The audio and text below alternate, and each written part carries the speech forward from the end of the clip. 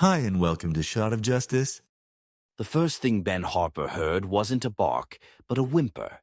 A sound so sharp, so saturated with pure terror, it sliced through the mundane afternoon chatter of Sparrow Creek's sleepy Main Street like a shard of broken glass. It came from the narrow alleyway squeezed between Millie's bakery and the shuttered hardware store.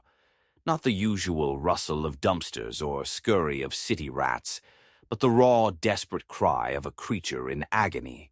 Ben, halfway through his ritualistic Saturday errand run, library book drop-off, post office, contemplating the questionable merits of prune Danish at Millie's, stopped dead. He was 68, his joints often reminding him of that fact, especially on damp mornings like this one. But the sound triggered something primal, bypassing the creaky knees and settling deep in his gut. It wasn't just pain, it was malice, thick and ugly in the air. He turned, abandoning his path towards the bakery's comforting scent of cinnamon and yeast. Peering into the alley's gloom, his eyes adjusted slowly. Then he saw them. A man, thick-necked and swathed in a grimy hoodie, despite the mild October chill, had a small, wiry terrier mix pinned against the damp brick wall with his boot. The dog, a scrappy little thing with matted brown and white fur, was trying desperately to twist away, its terrified eyes rolling white. The man raised a heavy-looking stick, not a found branch, but something deliberate, like a section of broom handle. "Stupid mutt! Filthy thing," the man snarled, his voice rough with cheap beer and cruelty. The stick whistled down. Ben didn't think. Decades of quiet decency, of fixing leaky faucets for widowed neighbors and volunteering at the animal shelter rummage sales, coalesced into a surge of protective fury that belied his age. "Hey!" The roar that erupted from Ben's usually gentle throat startled even himself. It echoed off the alley walls, sharp and commanding. The man froze, stick arrested mid-swing. He whipped his head around, hood shadowing his face, but not the startled aggression in his posture. "Mind your own damn business, old man." Ben stepped forward, his own heart hammering against his ribs like a trapped bird. He wasn't a fighter. Hadn't been since a scrap behind the gymnasium in 10th grade. But the sight of that cowering dog, the palpable sadism in the air, ignited a cold fire in him. He saw the dog's ribs heaving, saw fresh blood matting the fur near its ear. "It is my business," Ben stated, his voice lower now but vibrating with intensity. He held up his hands, palms out, but kept advancing. "You let that dog go, now." He fumbled in his jacket pocket, pulling out his ancient flip phone. "Or I call Sheriff Dawson. He's probably finishing his coffee at Millie's right now." The mention of the law and the specific name seemed to penetrate the man's haze of anger. He looked from Ben's determined face to the phone, then down at the whimpering dog. Hatred flashed in his eyes, directed at both of them. With a final, brutal shove of his boot that made the dog yelp, he spat on the ground near Ben's feet. "Keep the damn rat," he growled. He lowered the stick but didn't drop it, clutching it like a weapon as he backed away, his eyes never leaving Ben's. "But you remember this, Grandpa. You stick your nose where it don't belong. You get it bloodied." He turned and lumbered down the alley, disappearing around the far corner towards the railroad tracks. Ben stood frozen for a moment, the adrenaline making his hands tremble. The threat hung in the damp air, a cold serpent coiling around his momentary victory. He shoved the phone back into his pocket, his focus snapping back to the dog. It was utterly still now, pressed flat against the bricks, trembling violently, its eyes wide pools of shock and residual terror. A thin trickle of blood ran from its torn ear down its matted neck. "Easy now, little one," Ben murmured, his voice reverting to its usual soft cadence. He crouched slowly, movements deliberate, non-threatening. "Easy. He's gone. The bad man's gone." He extended a hand, palm down, letting the dog sniff. It flinched but didn't snap, just watched him with profound wariness. Up close, Ben could see the ribs stark beneath the dirty fur, the patchy hair loss suggesting neglect. It was female, he realized, a small broken creature radiating fear. "All right," Ben breathed. "All right, sweetheart. Let's get you out of here." He shrugged off his worn corduroy jacket. Moving with infinite care, he draped it gently over the shivering dog. She tensed but didn't resist as he scooped her up, bundle and all. She weighed almost nothing. Holding her close against his chest, feeling the frantic beat of her tiny heart against his own, Ben walked out of the alley. The familiar sights of Main Street, the cheerful bakery awning, the post office flag snapping in the breeze, felt jarringly normal after the alley's violence. He bypassed the library and the post office, heading straight for Doc Henderson's veterinary clinic 3 blocks down. The receptionist, young Chloe with the perpetually cheerful smile, took one look at Ben's grim expression and the bundle in his arms and ushered him straight back to an exam room. Doc Henderson, a man whose own face seemed carved from kindly oak, entered moments later. His expression sobered instantly as Ben recounted the alley scene and carefully unwrapped the jacket. "Good Lord, Ben," Doc murmured, his gentle hands already probing the dog with professional care. She flinched but remained strangely passive, the shock still holding her. "Ear laceration, superficial thankfully, bruising, significant bruising on the ribs and hindquarters, malnourished, dehydrated, fleas, mites." He sighed, running a hand over the dog's head. She leaned almost imperceptibly into the touch. "The physical stuff we can fix. The other." He met Ben's eyes. "That takes time, and a lot of patience." "She's coming home with me," Ben stated. It wasn't a question. The decision felt as inevitable as breathing. The image of her cowering under that boot was seared into his mind. Doc Henderson nodded slowly, a small smile touching his lips. "Figured as much. Let's get her cleaned up, stitched, hydrated. We'll need to keep her overnight for observation. Make sure there's no internal injury. You can pick her up tomorrow." Ben spent an hour sitting beside the cage in the recovery area, talking softly to the little dog who mostly slept, exhausted. He called his neighbor, Martha, to feed his ancient tabby, Mr. Whiskers. He canceled his plans for the church potluck. The world outside the clinic seemed to recede. His focus narrowed to this fragile life he'd pulled from the darkness. The next day, bringing the dog home felt momentous. Doc Henderson had shaved the matted fur around her wounds, cleaned her up, and administered fluids and antibiotics. She looked small and vulnerable, wearing a plastic cone to prevent her from worrying her stitches. Ben had bought a soft bed, food bowls, gentle puppy food, and a collection of toys he hoped weren't too intimidating. He named her Scamp, hoping it might invite a spirit she hadn't yet discovered. The first weeks were challenging. Scamp was a ghost in Ben's small, tidy bungalow. She startled at sudden movements, flinched at raised voices, even cheerful ones on the TV, and spent hours curled in the farthest corner under Ben's writing desk, her eyes watchful and haunted. She barely ate. Her walks were tense, nervous affairs. She'd freeze at the sight of a man in a hoodie, or a raised hand, or sometimes just a shadow moving unexpectedly. The memory of the alley, of the man with the stick, lived vividly inside her. Ben was patient, painfully, methodically patient. He spoke in low, soothing tones. He moved slowly. He sat on the floor near her hiding spot, reading aloud from the local paper or one of his history books, letting her get used to his presence and voice. He offered treats from his open palm without demanding contact. He ignored the occasional accident on the rug. He learned her triggers and avoided them where possible, gently desensitizing her where he couldn't.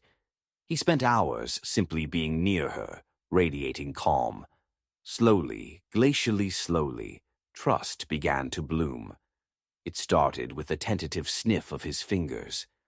Then, one evening, as Ben sat reading in his armchair, Scamp emerged from under the desk. She didn't approach him, but she lay down on the rug nearby, watching him. Progress. A week later, she crept close enough to rest her chin on the edge of his slipper while he watched the evening news. He didn't move, didn't reach down, just let her be. He felt a lump form in his throat. The first time she took a treat directly from his hand without flinching, Ben celebrated with an extra scoop of tuna for Mr. Whiskers, who regarded Scamp with feline disdain but tolerated her presence. The first hesitant wag of her stubby tail, days later, felt like winning the lottery. The cone came off. The stitches healed, leaving a small notch on her ear Ben privately thought of as a badge of survival. Her coat, with regular brushing and good food, grew in soft and thick, a mix of brown, white, and black that gave her a perpetually tousled, earnest look. The ribs disappeared beneath healthy muscle. The haunted look in her eyes didn't vanish entirely, but it was joined by moments of curiosity, of cautious interest in the world. She discovered a passion for chasing squirrels, never catching them, just the glorious pursuit, and rolling ecstatically in sun-warmed grass.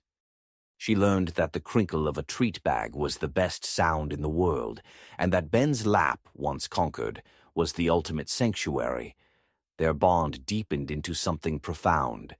Scamp became Ben's shadow. Where he went, she went. She learned his routines, the morning coffee ritual, the afternoon walk to the park, the evening crossword puzzle. She guarded him fiercely, a low growl rumbling in her chest if a delivery person came too close to the door. She was his silent confidant as he sorted through memories of Eleanor, his wife who'd passed 5 years ago from the cancer that stole her too soon. He talked to Scamp about Eleanor, about the loneliness that had settled in his bones before that day in the alley, about the small joys of watching the birds at the feeder. Scamp would listen, her head tilted, her dark eyes fixed on his face, as if understanding every word. Their walks became the highlight of both their days. Ben, who'd often walked alone with his thoughts, now had a companion who found boundless joy in every sniff, every rustling leaf, every discarded French fry, quickly confiscated.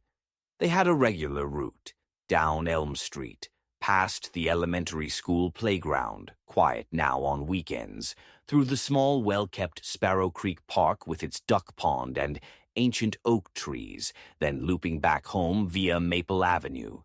Scamp was generally friendly, if reserved, with other dogs and people she knew, but she retained a deep, instinctive wariness of certain men, tall men, men with aggressive strides, men wearing hoods pulled low. Ben remained vigilant, always scanning their surroundings, a habit ingrained since the alley.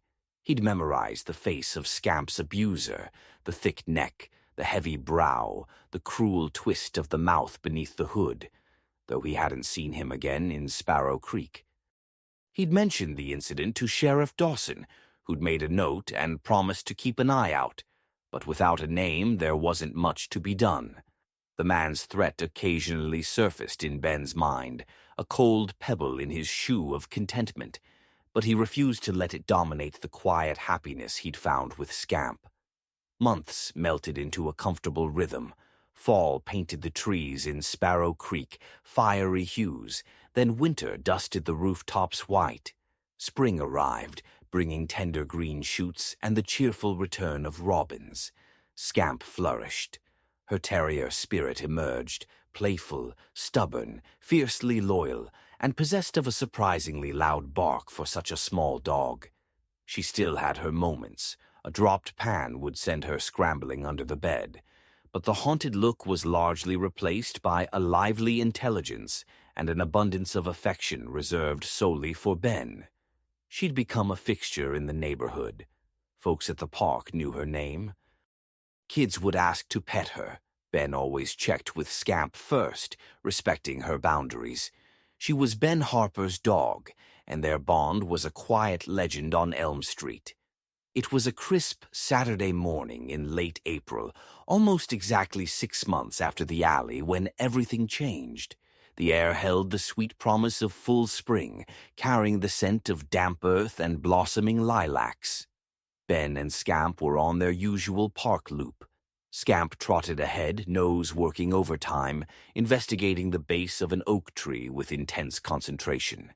Ben followed at a leisurely pace, enjoying the sun on his face, the familiar comfort of the routine.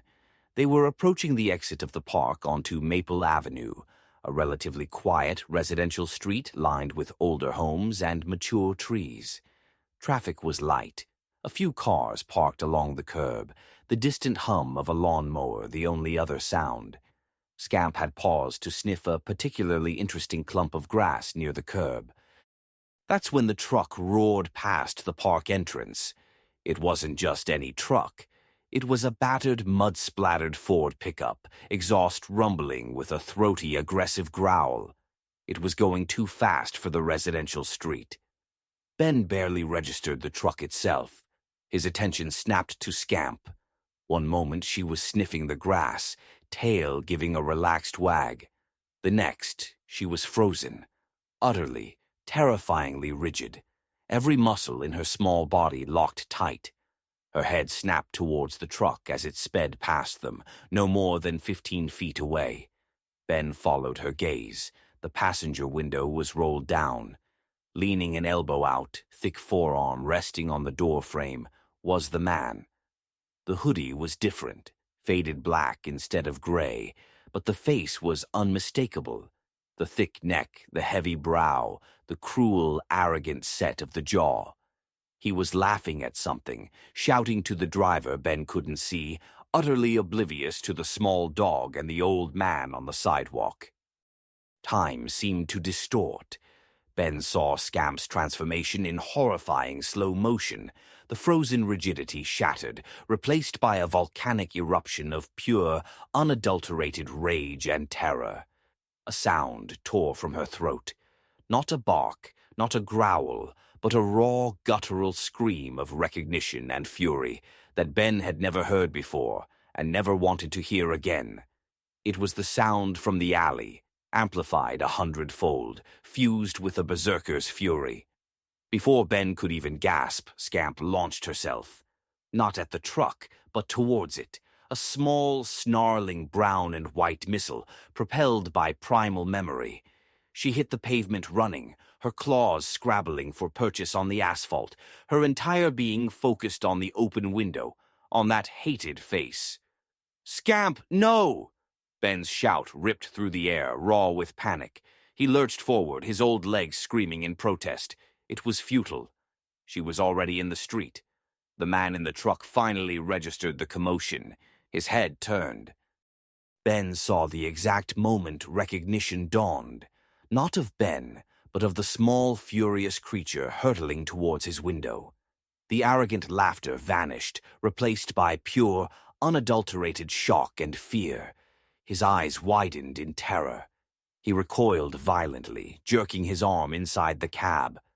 "Dog!" he bellowed, his voice high-pitched with panic, not at the driver, but instinctively recoiling from the perceived attack. The driver, startled by his passenger's sudden shout and violent movement, instinctively jerked the steering wheel away from the commotion on his right. It was a panicked overcorrection. The heavy truck veered sharply left, tires screeching in protest. It mounted the low curb on the opposite side of the street with a jarring thud. Momentum and the uneven surface conspired against it. The truck seemed to hang for a sickening second, balanced precariously on two wheels. Then gravity won. It rolled. Not a slow cinematic tip, but a violent metal-rending flip. The world filled with the deafening crash of twisting steel, shattering glass, and the sickening crunch of impact as the truck slammed onto its roof, skidded several feet, and came to a jarring halt against the thick trunk of a mature maple tree. The once roaring engine sputtered, choked, and died, leaving an eerie silence broken only by the tinkle of falling glass and the frantic ticking of cooling metal. Ben stood frozen on the sidewalk, his heart pounding so hard he thought it might burst. His breath came in ragged gasps. "Scamp," he whispered, the name a desperate prayer. He couldn't see her. The truck was a crumpled ruin on the far side of the street, partially obscured by the tree it had hit. Dust hung in the air. Then movement. From the tangled wreckage near the front wheels, a small, dusty figure emerged. Scamp. She shook herself, sending a cloud of dust motes dancing in the sunlight. She looked dazed but unharmed. She took a few unsteady steps away from the wreckage, her nose twitching. Then she turned. Her gaze swept across the street, past the overturned truck, and locked onto Ben. The transformation was instantaneous. The rage, the terror, the feral intensity vanished, replaced by pure, uncomplicated recognition and relief. Her tail, held stiff and low moments before, began to wag. Tentatively at first, then gaining confidence, sweeping wide, joyful arcs. She trotted across the street, weaving slightly, her eyes fixed on Ben. She bypassed the wreck entirely, her focus solely on him. She reached the sidewalk and sat down neatly at Ben's feet, looking up at him with clear, bright eyes. She gave a single, soft woof, as if to say, "There you are." Then she leaned against his leg, her body radiating warmth and a profound sense of completion, satisfaction. It was unnerving. She panted gently, her tongue lolling, utterly calm, as if she'd just finished a satisfying game of fetch, not precipitated a catastrophic accident. Ben stared down at her, his mind reeling. Relief that she was unharmed warred with a chilling comprehension. He looked back at the overturned truck. Groans were coming from inside. The driver's side door was crumpled shut. The passenger window, the one Scamp had lunged towards, was a gaping hole of shattered glass. He saw movement inside, heard a muffled curse. Sirens wailed in the distance, growing rapidly louder. Neighbors were emerging from their houses, faces pale with shock, phones already out. Ben bent down, his movements stiff with shock. He scooped Scamp up. She nestled into his arms, licking his chin once, a simple gesture of affection. He held her close, feeling the steady beat of her heart against his own frantic pulse. He looked into her eyes. There was no malice there, no calculation. Just the familiar, trusting gaze of his beloved companion. But the knowledge was there, cold and undeniable in Ben's mind. She had remembered. And in that moment of pure, instinctive terror and rage, she had acted. The result had been catastrophic. The sirens reached a crescendo as a sheriff's cruiser and an ambulance screeched to a halt near the wreck. Deputies poured out, assessing the scene, shouting instructions. Paramedics rushed towards the overturned truck with stretchers. Sheriff Dawson himself spotted Ben standing frozen on the sidewalk, holding Scamp. He hurried over, his face grim. "Ben, good Lord, are you all right? Were you involved?" His eyes darted to the dog in Ben's arms, then to the wreck. Ben took a shaky breath. "We're fine, Ed. Just witnesses." His voice sounded strange to his own ears. "The truck, it swerved, mounted the curb." He gestured vaguely. It was the truth, just not the whole truth. He couldn't bring himself to say it. "My dog recognized the man who hurt her." She charged the truck. He panicked. They crashed. It sounded insane. And what would happen to Scamp? Dawson looked skeptical, his gaze lingering on Scamp, who was now calmly watching the paramedics work. The deputies were trying to pry open the driver's side door with hydraulic tools. The sounds of metal tearing were harsh in the sudden quiet that had descended after the sirens cut off. "Passenger looks banged up but conscious," one deputy called. "Driver's pinned, legs bad." Ben saw the passenger door, relatively less damaged on the upside, being wrenched open. Paramedics leaned in. Then they started carefully extracting someone, the thick-necked man. He was conscious, groaning, clutching his shoulder. Blood streamed down the side of his face from a gash on his forehead. His eyes were dazed with pain and shock. As they maneuvered him onto a backboard, his gaze swept the scene. It passed over the neighbors, the deputies, the wreckage, and landed on Ben. Recognition flared in his pain-glazed eyes, then pure, unadulterated terror. He saw Ben holding Scamp. His eyes widened impossibly further. He tried to jerk back on the backboard, pointing a trembling, bloodied finger. "To that dog," he choked out, his voice thick with pain and panic. It came for me. It knew. It tried to kill me," he started thrashing weakly. "Get it away! Get it away!" One of the paramedics tried to calm him. "Sir, please, lie still. You're injured." But the man was fixated on Scamp, pure animal fear radiating from him. "It's evil. That old man and his devil dog, they did this. They tried to kill me." His accusations dissolved into pained groans as they secured him to the backboard and lifted him towards the waiting ambulance. Sheriff Dawson looked from the hysterical man being loaded up to Ben, who stood pale and silent, holding his calm little dog. Scamp merely watched the proceedings with detached canine interest, her head resting peacefully on Ben's arm. "Devil dog, huh?" Dawson muttered, raising an eyebrow at Scamp, who thumped her tail once against Ben's side at the sheriff's attention. "Looks pretty harmless to me, Ben," he sighed, rubbing his temples. "He's hysterical, concussed probably, ranting, but—" He fixed Ben with a keen look. "You sure there's nothing more to it? You looked like you'd seen a ghost yourself when I got here." Ben met the sheriff's gaze. He thought of the alley, the stick, the terror in Scamp's eyes. He thought of her instantaneous transformation at the sight of that face, the raw scream, the suicidal charge. He thought of the man's panicked recoil, the overcorrection of the wheel. He thought of Scamp calmly trotting back to him afterwards, the eerie sense of purpose fulfilled. He thought of the man's terror now, seeing her, a terror that mirrored what he himself had inflicted. He looked down at Scamp. She looked back up, her brown eyes soft and trusting. She licked his hand. She wasn't a devil. She was a survivor.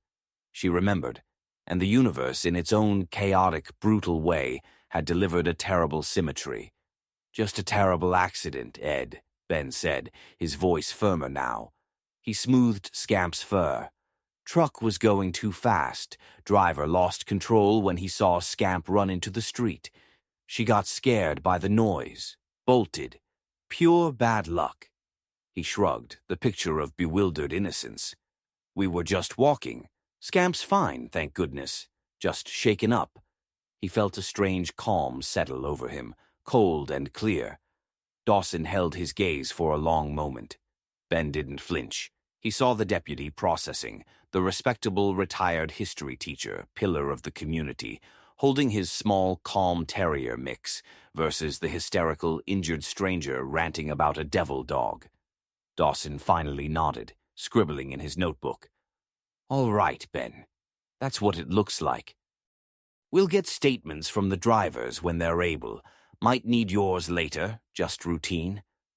He glanced towards the ambulance pulling away, lights flashing. "Looks like they'll be all right. Bumps and breaks mostly. That tree stopped 'em before they hit a house." He shook his head. "Speed. Always speed. Idiots." He clapped Ben lightly on the shoulder. "You get that little one home. Give her an extra treat. Looks like she used up a life today." Ben nodded. "I will, Ed." "Thanks." He turned and started walking back towards Elm Street, Scamp cradled securely in his arms. The sun felt warm again. The scent of lilacs was sweet. The distant sounds of the cleanup operation faded behind them. Scamp sighed contentedly, snuggling deeper into his embrace. Ben looked down at her. There was no guilt in her eyes. No triumph. just peace. The ghosts of the alley, the terror that had lived in her bones for months, seemed settled, exorcised. The man who had inflicted such pain was broken, terrified, facing consequences. He would remember her, just as she had remembered him. The score, in some cosmic ledger Ben didn't pretend to understand, felt settled. He reached home, unlocked the door. Mr. Whiskers gave them a disgruntled look from the windowsill. Ben set Scamp gently down on her bed. She immediately circled twice and settled with a happy grunt. Ben went to the treat jar. He pulled out 2 small, chewy biscuits shaped like bones. He crouched beside her. "Here you go, Scamp," he said softly, holding out 1 biscuit. She took it delicately, crunching happily. He held the second one. "And this one," he murmured, his voice barely above a whisper, a small, complex smile touching his lips as he looked into her trusting eyes. "This one is for remembering." He gave her the second biscuit. She ate it with relish, tail thumping against the bed. Ben reached out and gently scratched behind her notched ear, the badge of her survival. Sweet revenge indeed. Cold, unexpected, and served not by human hands but by the unforgiving memory of a small, brave heart and the chaotic ripple of consequence. He sat back on his heels watching his dog sleep peacefully, the afternoon sun painting warm squares on the floor. The quiet contentment in his little house felt deeper, richer, laced with a profound sense of justice finally, strangely, served. They were safe. They were together. And the world outside, for now, felt perfectly balanced.